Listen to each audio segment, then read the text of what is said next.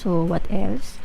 Tingnan pa natin. Wow! So, maaring may mga opportunities. Ito yung mga pagbabago, no?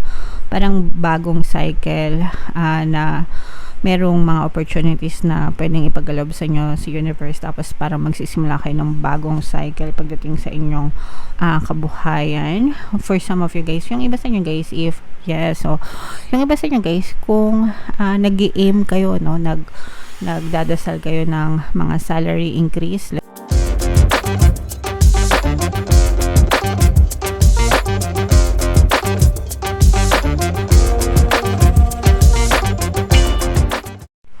Hello guys, hello Libra, welcome back to Pinoy Pixie Tarot. Ang pamagat ng episode natin for tonight is New Moon Kapalaran para ngayong July to August para sa Libra, Sun, Moon, Rising, Sign, and Venus. General reading lang guys, pwede mag-resonate, pwedeng hindi, pwedeng positive, pwedeng negative, mga kapiksi.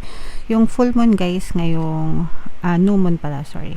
Yung new moon ngayong July ay sa July 5, tapos yung next na new moon naman ay sa August 4 mga kapiksi.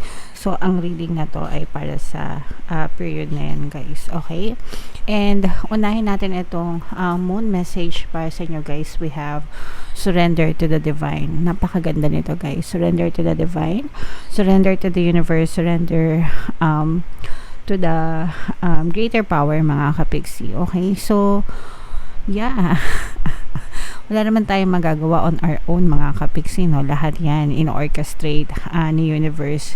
Ang magagawa lang natin sa buhay natin is to think of what we want, declare it, okay? And send it out to the universe. And si universe ang mag-orchestrate yan lahat-lahat. So we have to surrender to the Lord mga kapiksi. And matuto tayo magkaroon ng faith, pananampalataya, pagtitiwala. Magdasal kayo guys, no? Makakatulong yung pagdadasal para ma-develop yung faith nyo guys, okay? Attune to the moon guys. I am getting the answers I need, okay? Again guys, comment nyo sa baba, I am getting the answers I need. Lahat ng sagot sa mga problema nyo, sa mga tanong nyo, sa mga bagay na naguguluhan kayo guys, marirealize nyo rin yung mga katotohanan, marirealize nyo rin na dadating din sa inyo yung mga tamang solusyon, mga tamang kasagutan as to why things are happening in your life. Marirealize nyo lahat yan, yung value ng mga kaganapan sa buhay nyo, okay? Additional meanings for this card guys. A wish you made may be about to come true. Yung mga wish nyo, yung mga hinihiling nyo, yung mga pinagdadasal nyo guys, pwede siyang magkatotoo, okay?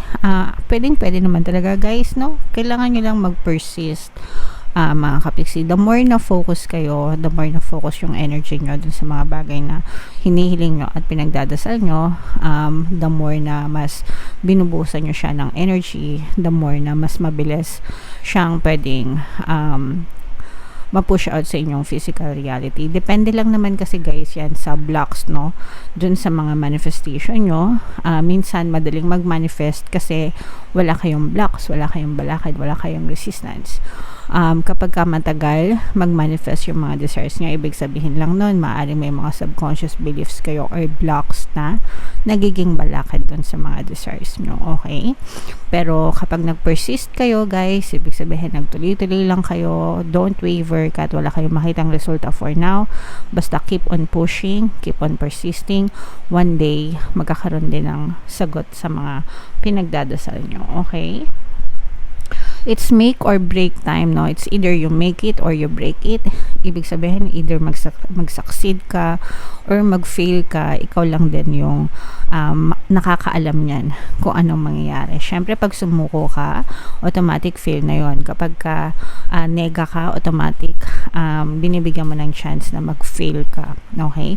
Pero pag persistent ka, consistent ka, no? Tuloy-tuloy lang, kaya lang, laban lang, push lang, no? Success ang pupuntahan mo, kapiksi, okay? There could be a sense of madness in the air right now. Breathe deep and stay calm. Maaring nagkakaroon ng konting kaguluhan sa buhay mo, mga bagay na hindi inaasahan, mga bagay na against sa mga desires mo, no? Kalma lang. Wag masyadong mangamba.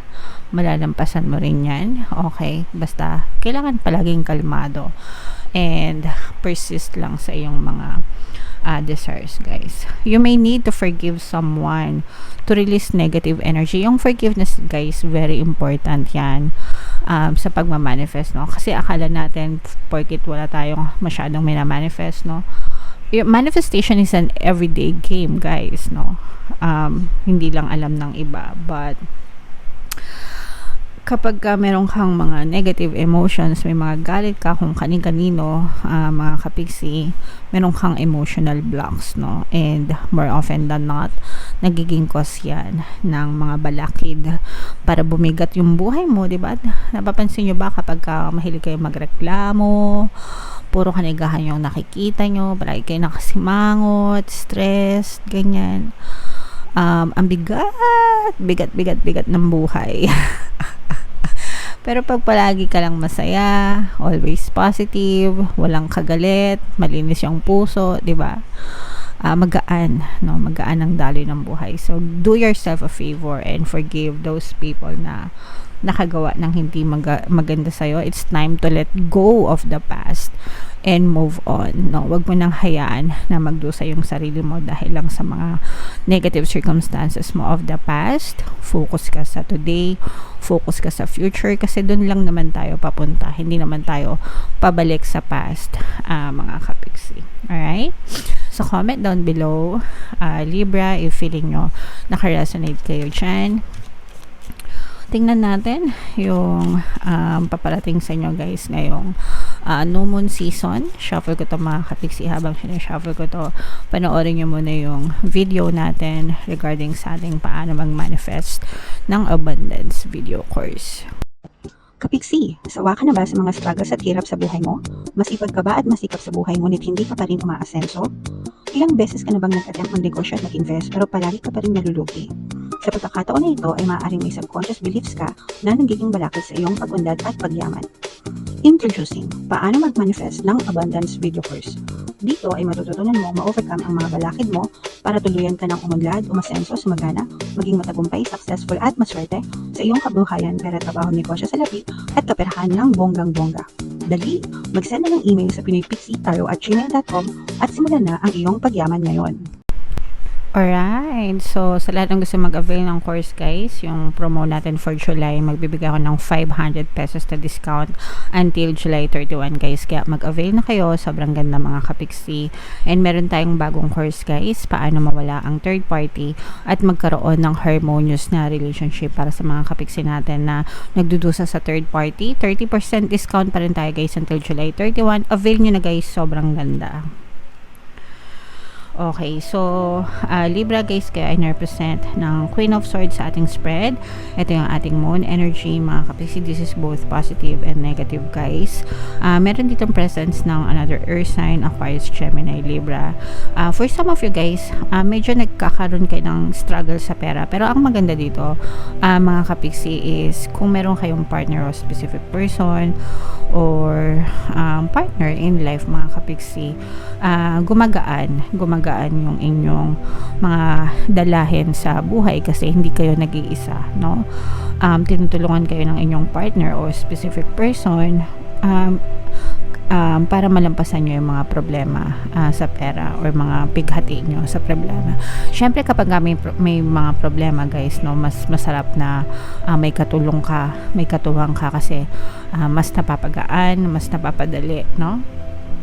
And parang mas nagkakaroon ka ng motivation to do better. And for some of you, guys, ganun nga yung nakikita natin. Yung iba sa inyo, guys, no, parang sinasabi dito na tiis-tiis muna habang maiksi pa ang kumot, magtiis mo ng mamaluktot. Pag mahaba na't malapad, tsaka na kayo mag-unat-unat, mga kapiksi. Pero pagdating naman sa love life, guys, nakikita naman natin na super swerte naman kayo. Pagdating sa love life, mga kapiksi. At saka masipag kayo, no, both, hindi lang ikaw, pati yung asawa mo, kung may jowa ka or may partner ka, para lang sa mga may partner to, no, nakikita natin na talagang pagsisikap nyo. For some of you, baka pwedeng ano din kayo nito, baka may negosyo kayo, baka sosyo kayo ng person mo, baka pares kayong nag-online selling or pares kayong home-based, ganyan. Pero nakikita natin na parang same, same wavelength, same pattern, mga kapiksi.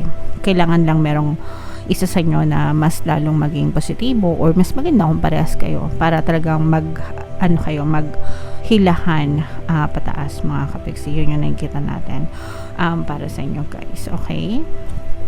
So, what else? Tingnan pa natin. Wow! So, maaring may mga opportunities. Ito yung mga pagbabago, no? Parang bagong cycle na merong mga opportunities na pwedeng ipagalob sa inyo sa universe, tapos parang magsisimula kayo ng bagong cycle pagdating sa inyong kabuhayan. For some of you guys, yung iba sa inyo guys, yung iba sa inyo guys, kung nag-i-aim kayo, no, nagdadasal kayo ng mga salary increase, let's say for example empleyado kayo, tapos nararamdaman ko dito yung increase, mga kapiksi, no? Kahit sa sales or let's say for example baka nagbebenta kayo, ganyan, parang nagkakaroon kayo ng increase sa sales. Yung iba sa inyo increase sa sweldo, pero yung increase sa sweldo guys, parang feeling ko more on overtime, more on pwedeng tumaas din yung mga rates nyo, mga kapiksi, or pwedeng magkaroon kayo ng parang sideline. Let's say for example, fixed rate ka sa iyong trabaho, parang meron ka pang additional source of income, sideline, racket, ganyan, na nagiging dahilan para mas lumago yung take home pay mo, para mas lalong dumami yung pera nyo, mga kapiksi. So yun yung nakikita natin para sa inyo, and very progressive din ito, mga kapiksi. Nakikita natin na yung iba sa inyo mataas yung energy level kahit na may mga problema sa pera. Yung iba sa inyo parang hindi pa rin kayo nagpapatalo, mga kapiksi, no? Ibig sabihin, tuloy-tuloy pa rin kayo sa paglaban, tuloy-tuloy pa rin kayo sa pagsisikap at pagtsatsaga. And syempre guys, yung mga matsatsaga sa buhay, hindi yan naghihirap talaga. Pag-asenso lang ang pinupuntahan yan. Pero sabayan nyo din guys ng positibong mental diet, kasi sayang yung pagsisikap nyo at pagdadasal nyo kung ang mindset nyo ay negative, kasi nakakancel na wala kayong nakikita ng magandang resulta. So, sabayan nyo ng pagdadasal, pagkilos, pagtsatsaga, and positibong mental diet, mga kapiksi. Pwede yung pakinggan guys ito guys, i-mind nyo yan sa comment section. Mind success, mind tagumpay, mind progress, no? Itong mga opportunities na to, i-mind nyo na rin yan sa comment section. At saka yung mga salary increase, paglago ng pera, paglago kasi yung nakikita natin sa inyo, mga kapiksi. Okay? So comment down below, Libra, if feeling nyo naka-resonate kayo dyan sa mga messages na yan, guys. Meron tayong bagong subliminal, guys. Pinopromote ko talaga yun kasi sobrang ganda, super effective, pantaboy ng malas, pang-akit ang swerte. Yung mga, ang dami kasi nagsha-share ng success stories, guys. So, pinopost ko yun sa community tab. Pwede nyo din pakinggan, guys, para makatulong sa inyo, para talagang mapagpag yung mga kanagahan nyo, ma-revise yung inyong malas beliefs, no? And talagang extreme luck kasi yan, no? Extreme, no? Pag sinabing extreme, sagad-sagad na swerte. Yung mga affirmations na nilagay ko dyan, kaya talagang saswertein kayo, okay? So, ito yung playlist, guys, no? Lalagay ko dito, pakinggan nyo para makatulong sa inyo. And ito naman yung ating success stories ng paano mag-manifest ng abundance video course. Click here to subscribe, guys, and click here to join our membership program. Thank you for liking, sharing, and subscribing, and see you again next time. I love you all, guys. Have a nice day. Bye-bye.